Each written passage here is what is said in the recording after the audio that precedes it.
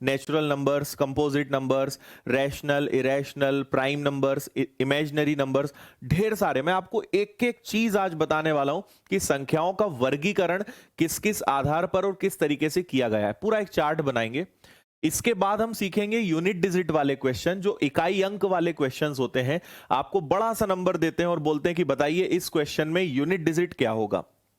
ठीक है।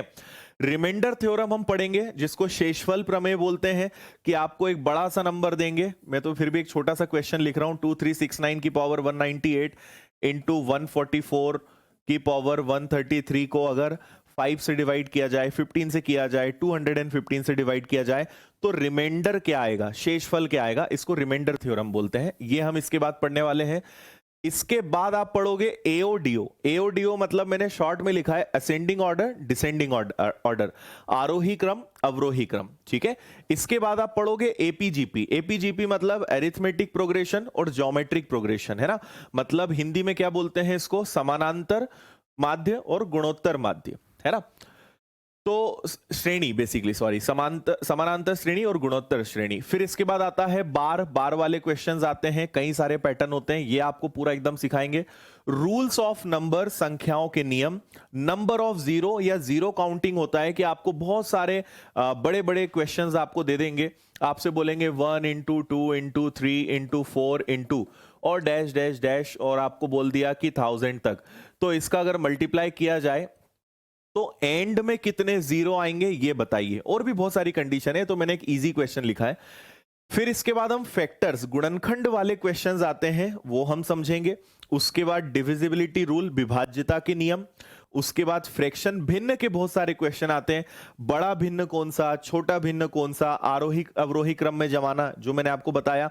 और भिन्न के छोटे छोटे कई प्रकार हैं, वो मैं आपको सिखाऊंगा। परफेक्ट स्क्वायर और क्यूब से जुड़े हुए क्वेश्चन आते हैं, पूर्ण वर्ग, पूर्ण घन बनाना। उसके बाद कोशेंट, डिविडेंड, डिवाइजर के क्वेश्चंस आते हैं, भाजक, भागफल, शेषफल वाले क्वेश्चन। और इसके आखिरी में, ये खत्म नहीं होता है, इसके बाद आपके मिक्स क्वेश्चंस आते हैं, मिश्रण करके और बहुत प्रकार के क्वेश्चंस को मिक्स करके आपको ये पूरा बनाते हैं। तो ये सारे, अब आपको लगेगा कि ये सब अपने आप में एक एक चैप्टर है, ठीक है, पर हम इन्हें किसके अंदर रखते हैं, हम इन्हें नंबर सिस्टम के अंदर रखते हैं, और फिर इनको वन बाय वन हम सीखेंगे। तो आप मान लीजिए 1 2 3 4 5 6 7 8 9 10 11 12 13 14, आप 14 चैप्टर्स पढ़ने वाले हो। उस अकेले को एक नाम देते हैं नंबर सिस्टम। इसलिए मैंने कहा था लिखने में बड़ा आसान है, पर बहुत बड़ा टॉपिक है, बहुत सारी चीजें इसके अंदर हम पढ़ेंगे। और ये वेरी इंपॉर्टेंट टॉपिक है, इसके क्वेश्चंस बहुत आते हैं, है ना। और मुझे बताने की जरूरत ही नहीं है, आपने पेपर्स देखे होंगे तो आपको पता है कि ये कितना इंपॉर्टेंट है एग्जाम पॉइंट से। ठीक है।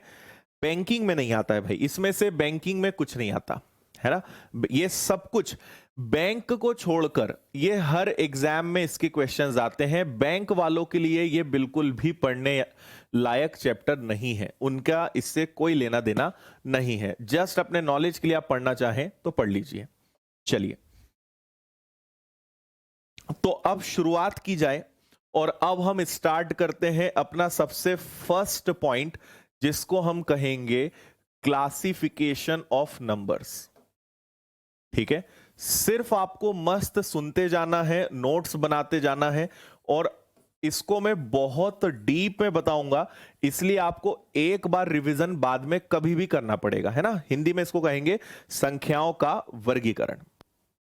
हाँ भाई, ठीक है। अब देखिए जरा कि संख्याएं कितने प्रकार की होती, पूरा ट्री हम बनाएंगे, एक पूरा पेड़ बनाएंगे, और इसमें सब चीजों को क्लासिफाई करते हुए चलेंगे, है ना। तो देखो, अगर हम देखें तो संख्याओं को मोटा मोटा जो बांटा गया है, जितने भी हमारे नंबर्स होते हैं, ठीक है, जितने भी नंबर्स हैं उसकी मेनली 3 कैटेगरीज होती हैं। ठीक है। सबसे पहले इसके लिए एक होता है जिसको हम बोलते हैं रियल नंबर्स। क्या होता है, रियल नंबर्स। रियल नंबर्स के बाद दूसरा होता है इमेजिनरी नंबर्स। इमेजिनरी नंबर्स, और इमेजिनरी नंबर्स के बाद तीसरा होता है कॉम्प्लेक्स नंबर्स। 3 प्रकार के ये होते हैं। अगर इनको मैं हिंदी में कहूं तो हिंदी में इसको बोलेंगे वास्तविक संख्याएं। क्या कहेंगे इसे, वास्तविक संख्याएं। ठीक है, इसको हम कहेंगे काल्पनिक संख्याएं। मतलब नाम से स्पष्ट है कि ये संख्याएं एक्चुअल में है नहीं, ये हमारी एक सोच है। हमने एक सोच लिया कि ऐसी संख्याएं अगर हुई तो काल्पनिक संख्याएं। और इसको बोलेंगे मिश्रित संख्याएं या सम्मिश्र संख्याएं। सम्मिश्र संख्याएं, ठीक है। अच्छा, मैंने आपसे बस ये एक ही चीज बोल रहा हूं मैं कि आप बस मस्त सुनते जाना, अपने आप अपने कॉपी में नोट्स बनाना, सिर्फ एक बार रिवीजन करना, आपके दिमाग में ये चार्ट बहुत अच्छे से बैठेगा, है ना। और जहां समझ में नहीं आएगा मैं आपको पूरा अच्छे से समझाने की कोशिश करूंगा। बस आप पूरा ध्यान क्लास में रखना, अच्छे से एक एक शब्द को ध्यान से आप सुनना, ठीक है। चलो, अब मैं आपको सबसे पहले एक बात बता दूं कि हमारे एग्जाम के लिए केवल और केवल काम का क्या है, रियल नंबर्स। ये दो चीजें आपके बिल्कुल काम की नहीं है। ये इंजीनियरिंग या आप आईआईटी या कुछ ऐसे बड़े एग्जाम्स की प्रिपरेशन करते तो इनकी जरूरत पड़ती है। बाकी यहां पर हम केवल पूरा खेल किसके अंदर खेलने वाले हैं, रियल नंबर्स के अंदर।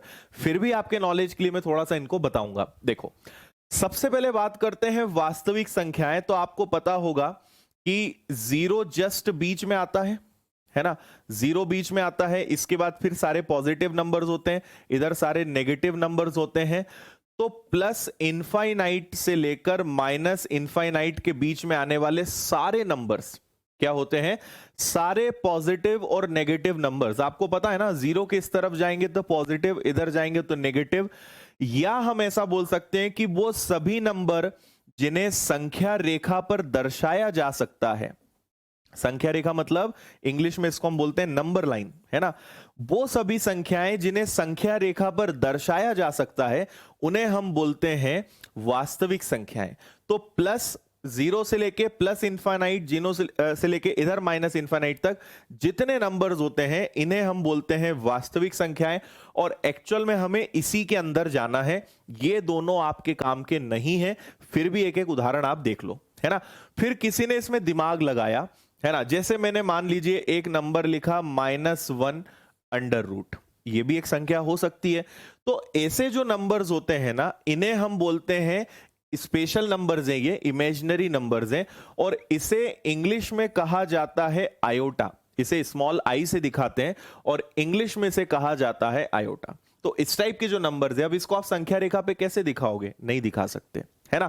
और कॉम्प्लेक्स नंबर्स क्या होंगे, ये रियल प्लस इमेजिनरी का मिश्रण है। जैसे मैंने कोई भी एक रियल नंबर ले लिया 5 और मैंने एक इमेजिनरी नंबर ले लिया, ठीक है। जैसे मान लो -1 है, इसको हम आई लिख दिया, मैंने लिख दिया एक 3 आयोटा। तो अब ये क्या बन गया, ये एक सम्मिश्र संख्या बन गई जिसके अंदर रियल नंबर भी है, जिसके अंदर इमेजिनरी नंबर भी है ना। अभी बस आप इतना ध्यान रखें, इससे ज्यादा इसकी गहराई में फिलहाल जाने की आपको जरूरत नहीं है, ठीक है। तो अब आप अपनी फ्रेमिंग कर लो। अब आप किसके अंदर जा रहे हो, अब आप जा रहे हो वास्तविक संख्याओं के अंदर, जिसे हम क्या बोलते हैं, इमेजिनरी रियल नंबर्स।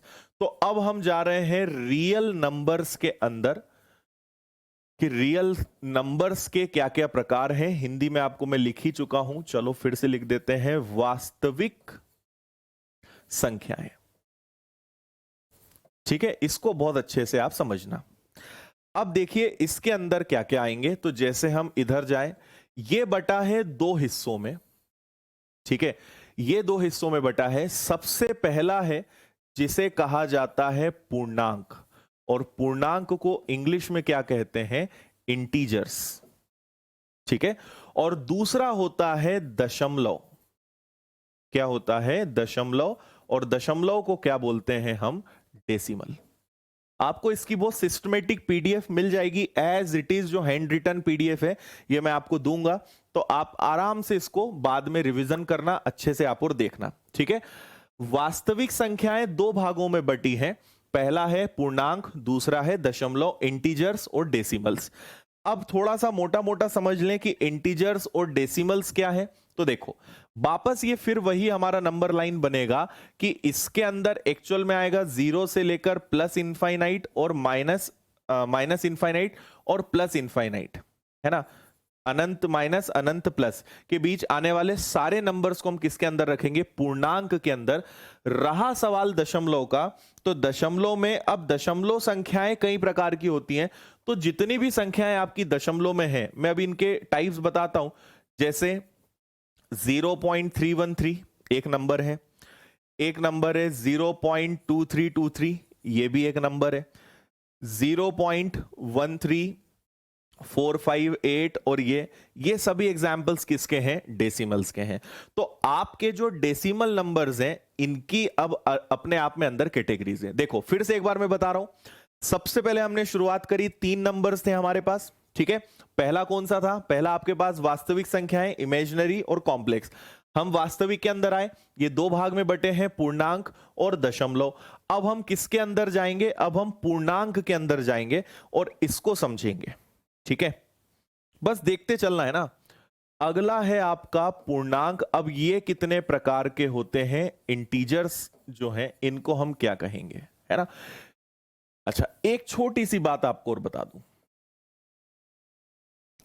इन्हें हम बेसिकली क्या बोलते हैं? जैसे ये तो आपका 0 हो गया, ये आपका 0 हो गया, और पूर्णांक के अंदर क्या है? ये पॉजिटिव इंटीजर्स हैं और ये नेगेटिव इंटीजर्स हैं।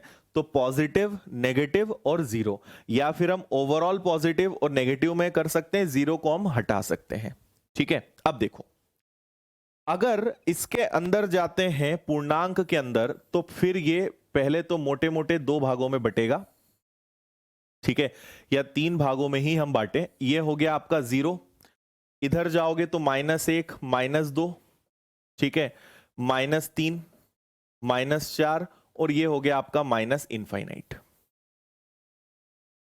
ठीक है, -4 और -इनफाइनाइट। तो इन सबको हम बोलते हैं नेगेटिव इंटीजर्स, ठीक है, मतलब नकारात्मक पूर्णांक, ठीक है। ये कहां से शुरू होंगे?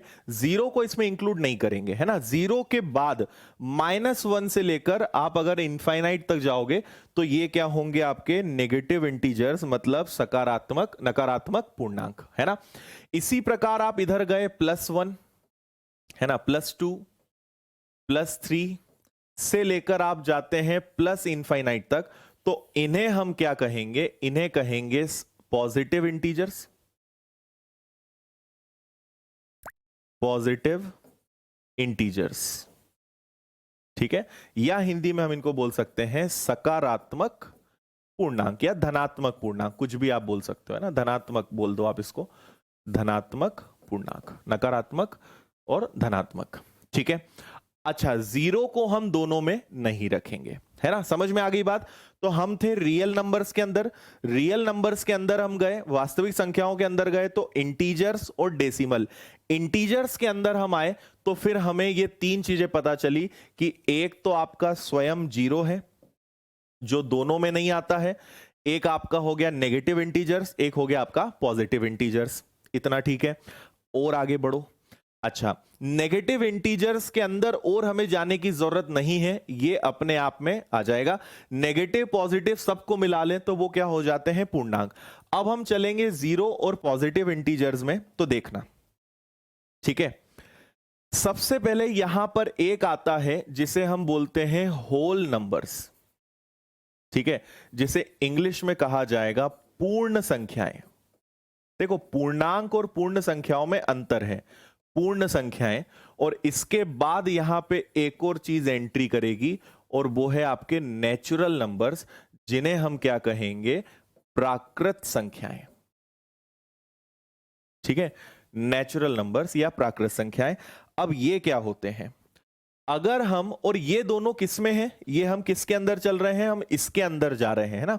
इसके अंदर हम गए, पॉजिटिव इंटीजर्स में हम गए, और 0 के इधर, है ना।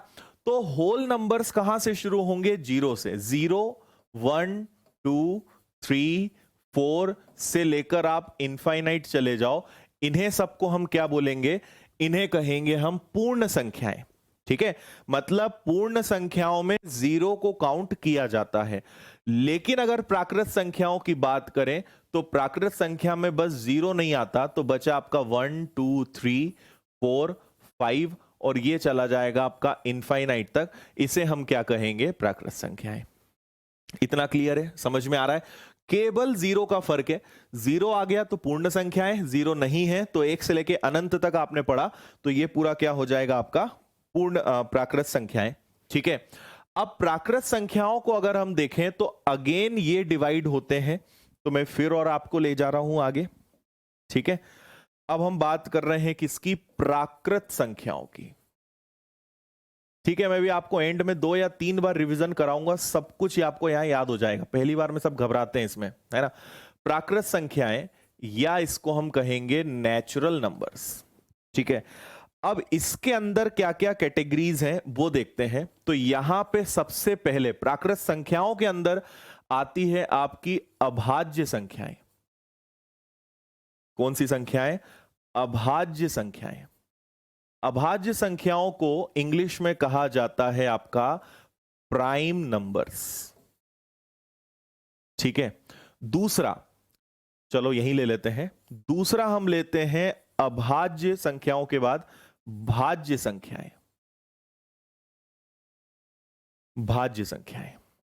ठीक है। जिन्हें हम क्या कहेंगे, या इसको मैं ऐसे दिखाऊंगा तो आपको थोड़ा सा बेटर लगेगा, है ना। इसको हम ऐसी कैटेगरी बनाते हैं, ये आ गया इधर और एक आ जाएगा इधर। इसको हम बोलेंगे भाज्य संख्याएं। ठीक है। इसको एक और नाम से जाना जाता है और वो है यौगिक संख्याएं।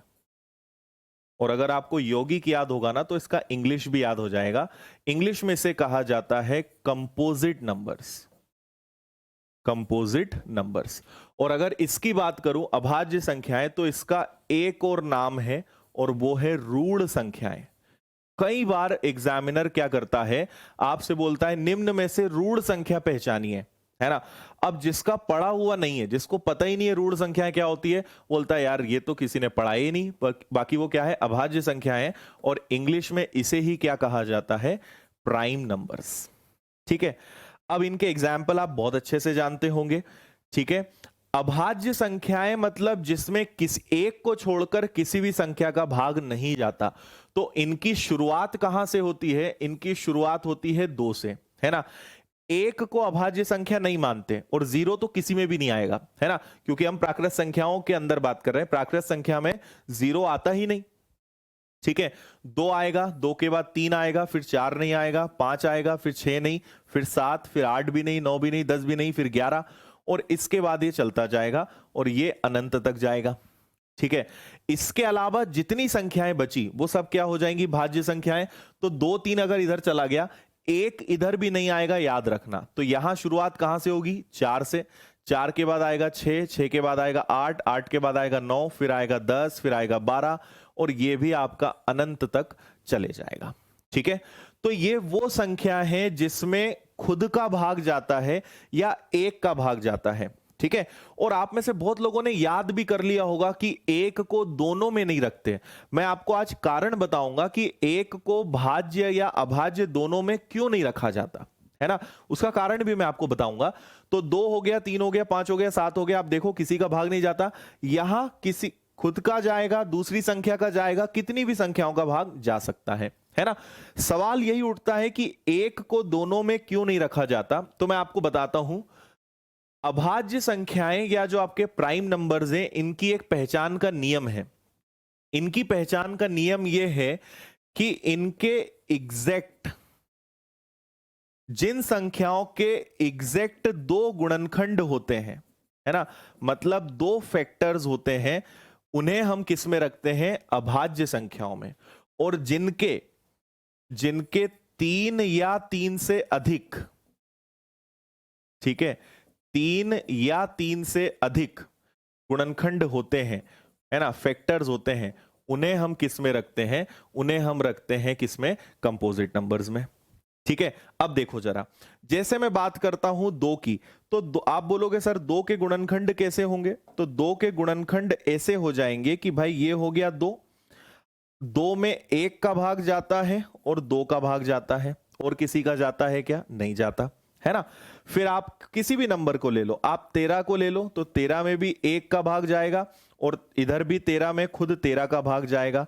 अब आप मुझे बताओ कि 1 के गुणनखंड करना, तो 1 का तो सिर्फ एक ही गुणनखंड होगा, जबकि किसी संख्या को अगर मुझे अभाज्य संख्या बोलना है ना, मुझे बताना है कि क्या ये प्राइम नंबर है, तो उसका एकमात्र तरीका है कि उसके सिर्फ 2 गुणनखंड होने चाहिए, मतलब उसमें 1 का या खुद उस संख्या का भाग जाना चाहिए, जबकि 1 का तो मात्र एक ही गुणनखंड होता है, तो ये यहां आ नहीं सकता।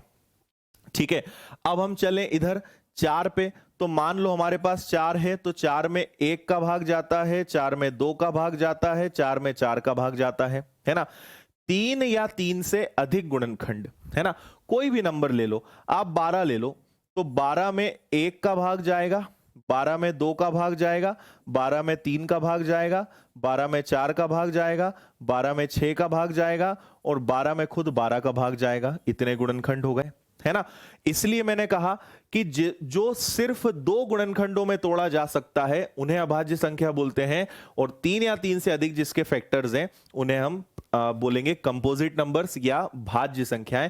अब आप समझ जाओ कि 1 को ना आप 2 में तोड़ सकते हो ना 2 से ज्यादा, मतलब सिंपल है कि 1 ना इधर आएगा ना इधर आएगा। ठीक है, एक बार जल्दी से सब लोग यस या नो करके बताओ, क्या आपको यहां तक सारी बातें समझ में आ गई है? हाँ या ना बोलकर बताओ, फिर आगे चलें, है ना। फिर डेसिमल्स में चलते हैं। अभी इसमें को प्राइम है, ट्विन नंबर्स हैं, है ना, वो भी आपको मैं बताता हूं क्या क्या वो सब होते हैं। जल्दी बताइए सब लोग फास्ट, यहां तक सारी बातें क्लियर हैं, हाँ या ना?